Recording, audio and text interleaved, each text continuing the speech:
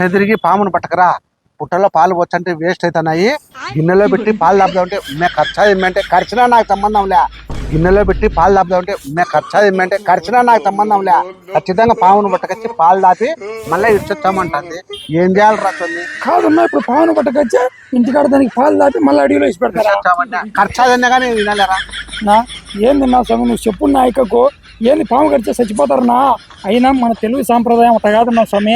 నాగచవితి పండుగ రోజు మన పుట్టకాటికి పోయి పుట్ట చుట్టుకాడు తిరిగి పాలు పోసి అంత పుట్టమండు తిని ముక్కొని రావాలన్నా స్వామి. నాగదేవత నాగల పుట్టు అంటారు నా. ఏం చెప్పావురా? మీరన్నా చెప్పండి రా స్వామి. నీకేం భయపడద్దు నువ్వు, ఆ ఇక్కకు మేము చెప్తాము. అలిగి ఎందుకు పుట్టింటికి పోతా అనేదంటే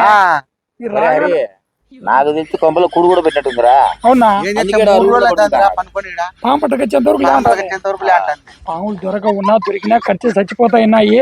కాళ్ళంటే పాములు కూడా టైప్ దగ్గర ఒకటి పుట్టలో ఉంది పాము, అది తీసుకొచ్చాము. నువ్వు ఎట్టో అట్టో చెప్పు. 4వ రోజు మాత్రం పుట్టకే పోవాలి. ఇక ఇప్పుడు పట్టకొచ్చింది మా బామ్మడి అదేనా?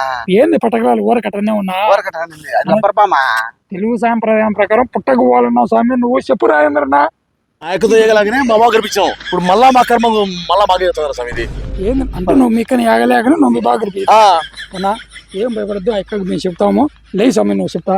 నాకు పాము ఎవడు ఏంది నా చచ్చిపోతారు నా పదంగా కొట్టని పెడతా నీ యొక్క పామును పట్ట.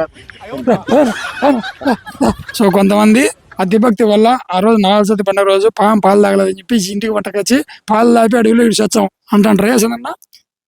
పాములు పుట్టలో కానీ ఉండవు, బయట తిరుగుతుంటాయి. పుట్టలో ఉంటే చచ్చిపోతాయి. కానీ మీరు పద్ధతిగా పుట్టలోనే పాలు పోయాలని ఆచారం ఉంది కాబట్టి పుట్టలోనే పాలు పోసి పుట్టమన్ను తిని ఇంటికి రండి.